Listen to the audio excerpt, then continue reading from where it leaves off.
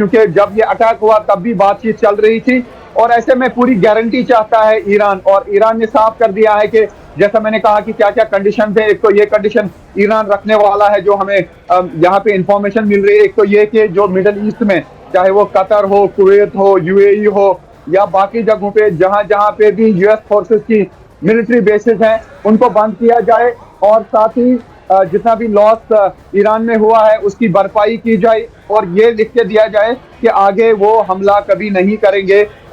Israel और US जो है वो ईरान पे हमला नहीं करेंगे। तो ये जो कंडीशंस हैं क्या ये इस पे वाकई कोई बातचीत होगी ये क्या पाना मुश्किल है। लेकिन बताया जा रहा है कि जो वाइस प्रेसिडेंट हैं अमेरिका के वो पाकिस्तान जाएंगे और वहां पे आसिफ मुनीर जो है उस वक्त को भी इन्वॉल्व किया गया। यानी पाकिस्तान में हो सकता है बातचीत हो और भी कुछ ममालिक उसमें जुड़ सकते हैं। रिफत, क्या इस बीच में क्या इजराइल की तरफ से भी प्रतिनिधित्व रहेगा पाकिस्तान में जब ये बातचीत होगी? देखिए ऐसा है कि शायद जिस तरीके से पहले जो लोग इस बातचीत में थे यूएस की तरफ से ईरान चाहता है कि उनके साथ बात ना की जाए, बल्कि शायद ऐसा ही लग रहा है कि जो वाइस प्रेसिडेंट हैं यूएस के विंस वो शायद उनको काबिल कबूल होंगे कि वो बातचीत का सिलसिला शुरू करे क्योंकि वो वाइस प्रेसिडेंट है यूएस के। तो शायद उन पे बात बन सकती है। लेकिन ऐसा लगता है कि यूएस जो है वो चाहता है कि इस जंग से बाहर निकले, लेकिन ईरान चाहता है कि वो अभी जो है अपना दबदबा दिखाए और ये कहा जा सके कि प्रेशर बनाने की कोशिश लगातार ईरान की तरफ से की जा रही है कि वो युद्ध का सिलसिला तभी खत्म करेंगे जब उनकी बात मानी जाएगी। तो क्या वाकई यूएस उनकी बात मानेगा ये देखना पड़ेगा। बिल्कुल, आप तस्वीरें और दिखाइएगा इजराइल में, क्योंकि अब जो तबाही की तस्वीरें सामने आ रही है उससे एक तरफ यही साबित हो रहा है कि भले ही जेडी वांस पाकिस्तान पहुंच जाए, उनकी बातचीत शुरू हो जाए, लेकिन उसके बावजूद ईरान जो है वो अभी पीछे हटना शुरू नहीं कर रहा है। एक कदम भी ईरान की तरफ से पीछे नहीं लिया गया है। इजराइल में ब्रॉडकास्टिंग सेंटर को भी निशाना बनाया गया। तल अवीव की तस्वीरें सामने आई थी। क्या अभी भी वहां पर तबाही का उसी प्रकार से मंजर है? कितना वहां पर नुकसान पहुंचा? रिफत, देखिए मैं आपको बता दूं, आप देख सकते हैं बहुत तेज बारिश इस वक्त हो रही है, लेकिन रात के दौरान जो है अटैक्स हुए। हालांकि मेजर डैमेज नहीं हुआ लेकिन काफी जगहों पे डैमेज जरूर हुआ। कल दिन को जो सुबह अटैक हुआ था टेल अवीव पे उसमें बहुत भारी नुकसान हुआ था और आपने देखा था कि ग्राउंड जीरो से हमने रिपोर्ट किया था। और इसमें हालांकि खबरें ये भी हैं कि एक यहाँ की जो पार्लियामेंट मेंबर है उसका भी उसमें डर है। हालांकि ऑफिशियली इसराइल ने उसको कंफर्म नहीं किया, लेकिन अटैक्स का सिलसिला लगातार जारी है। और डिमोना पे अटैक किया गया, अर्ज पे अटैक किया गया, रेलवे स्टेशन पे अटैक किया गया, एयरपोर्ट पे अटैक किया गया जहां पे 3 विमान तबाह हो गए, प्राइवेट विमान। उसके अलावा यहाँ की रिफाइनरी पे अटैक किया गया ईरान की तरफ से। कतर, बहरीन, कुवैत, यूएई पे हमले किए गए और वहां पर भी एनर्जी सेक्टर को निशाना बनाया गया। और जब ईरान के एनर्जी सेक्टर को निशाना बनाया गया, जब गैस फील्ड्स को निशाना बनाया गया, उसके बाद ताबड़तोड़ हमले ईरान ने किए।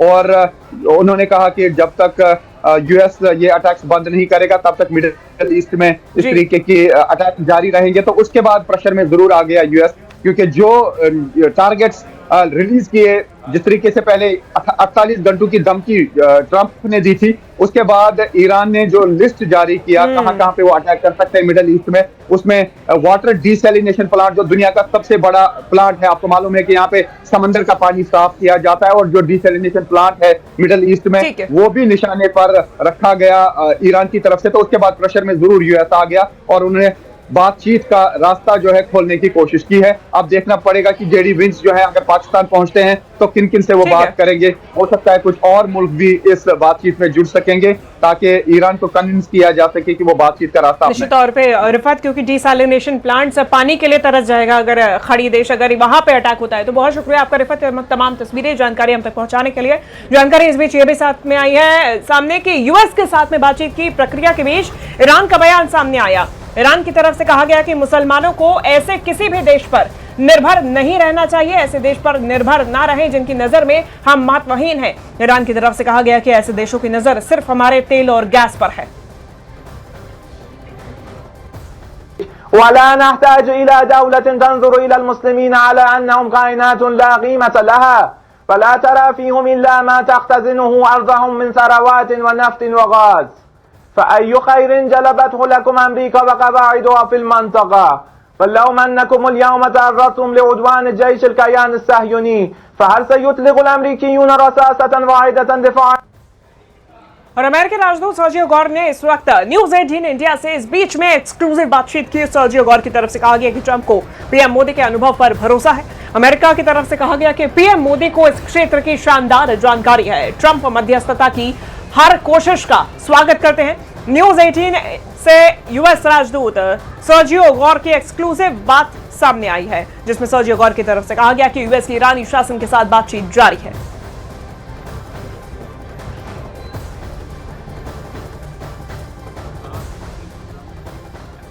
Involvement. He is a national leader, an international leader, and not only is he an international leader, he's been around for many years, and so he brings a wealth of knowledge. He is able to provide, input that is very valuable. It's something that President Trump truly appreciates, and so of course he's always willing to consult with our partners. India's at the top of those list of partners.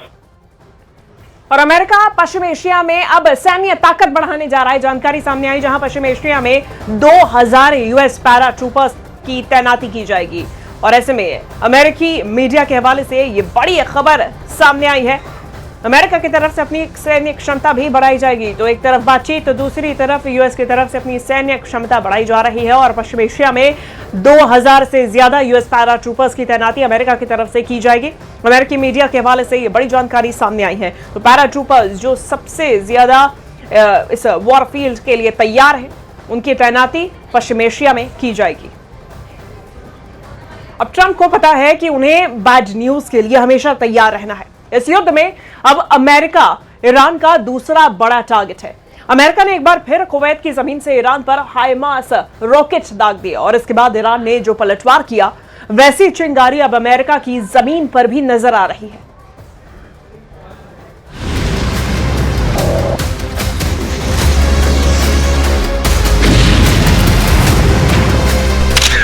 Camera number 1,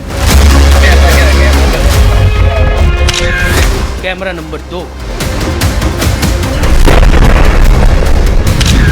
camera number 3,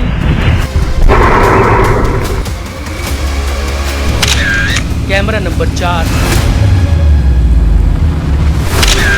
और camera number 5।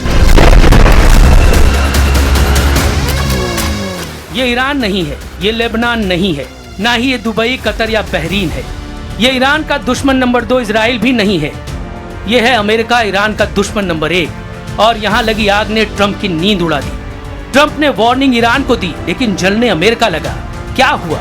हादसा था या हमला हुआ? हमला हुआ तो पीछे कौन? ये सवाल पेंटागन को गश्त दिलाने के लिए काफी है। अमेरिका में देखे जा रहे ये वीडियो ट्रंप को ईरान और इजराइल में गिर रही मिसाइल की याद दिला रहे हैं। अमेरिका के राज्य टेक्सास में 23 मार्च को एक बड़ी तेल रिफाइनरी में धमाका हुआ और फिर आग की भयानक लपटें उठने लगी। लग रहा था कि ईरान या फिर इजराइल में कोई मिसाइल गिरी है। ये टेक्सास के पोर्ट ऑर्थर में वेलोरो रिफाइनरी है। धमाके में कोई घायल तो नहीं हुआ, लेकिन पूरे अमेरिका का दिलो दिमाग तस्वीरें देखकर झुलसने लगा।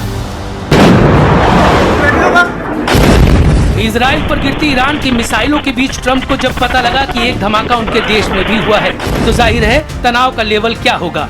क्योंकि अमेरिका का सबसे बड़ा डर तो यही है कि जो युद्ध हजारों किलोमीटर दूर चल रहा है, उसकी चिंगारी उनके जमीन तक नहीं पहुंचनी चाहिए। ऐसे में अमेरिका के वेलोरो रिफाइनरी में हुआ क्या? ये अमेरिका की सबसे बड़ी रिफाइनरी है, जहां करीब 4.5 लाख बैरल तेल रोज रिफाइन किया जाता है। यहाँ 770 कर्मचारी काम करते हैं। जब यहाँ पर धमाका हुआ तो कई किलोमीटर दूर तक आवाज सुनाई दी। और फिर यहाँ लगी आग देखिए। युद्ध के वक्त जब तेल गैस की कीमत उछाल मार रही है, तब अमेरिका की सबसे बड़ी रिफाइनरी में हुआ धमाका बहुत बुरी खबर लेकर आया है। सवाल उठने लगे कि क्या ईरान ने ट्रंप के घर में घुसकर मारा है? क्या टेक्सास की रिफाइनरी में हुआ विस्फोट किसी शाहिद टाइप के ड्रोन का अटैक है?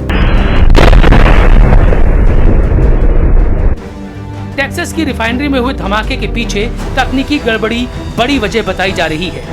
इंडस्ट्रियल हीटर में खराबी से लेकर डीजल प्रोसेसिंग यूनिट में आग लगना, ये तमाम वजहें इसके बारे में बताई जा रही हैं। लेकिन जब तक ये तस्वीरें ट्रंप के सामने रहीं, उनके तनाव का मीटर रिकॉर्ड तोड़ रहा था। क्योंकि ईरान वाले खतरे का असली डेंजर जोन तो इजराइल बना हुआ है। इसका सबूत डिमोना पर हुआ दूसरा सबसे बड़ा अटैक है। वो ईरान की मिसाइल कैसे आई और कैसे इजराइल की एयर डिफेंस मिसाइल को चकमा देकर अपने टारगेट पर जाकर फटी। ये वीडियो बता रहा है कि इजराइल के लिए अब ईरान को रोकना मुश्किल हो रहा है। ईरान की मिसाइल जहां चाह वहां राह बनाकर इजराइल पर फट रही है।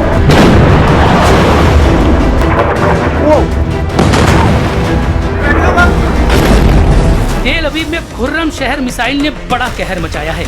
इसके वीडियो वायरल हो रहे हैं। इजराइल किसी भी तरह इन तस्वीरों को रोकने की कोशिश कर रहा है, लेकिन तेल अवीव शहर के बीचों बीच हो रहे हमलों ने हाहाकार मचा दिया है और तमाम दावों के बीच नेतन्याहू की सेना भी परेशान है कि आखिर ईरान के मिसाइल हमलों को कैसे रोका जाए, कैसे इस आग को बुझाया जाए। न्यूज 18 इंडिया की टीम पहुंची है टेल अवीव में ग्राउंड जीरो पर, उस जगह पर जहां पर ईरान के बैलिस्टिक मिसाइल ने तबाही मचाई। आप ये देख सकते हैं आप घरों का क्या हाल हुआ है यहाँ पे। हालांकि अभी भी रेस्क्यू ऑपरेशन की टीमें हैं, इजरायली डिफेंस फोर्सेस की टीमें हैं, पुलिस है और भी बाकी सारे वॉलंटियर ग्रुप्स हैं। तबाही बहुत ज़्यादा इर्द गिर्द हुई है।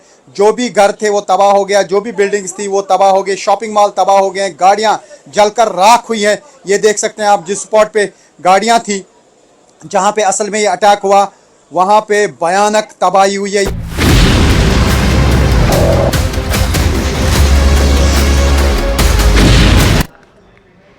और खामेनेई के खात्मे के 25 दिन बाद अब एक बड़ा खुलासा हुआ, जिसमें मालूम पड़ता है कि नेतन्याहू ने कैसे पहले प्लान तैयार किया और फिर ऑपरेशन में एंट्री के लिए ट्रंप को राजी किया।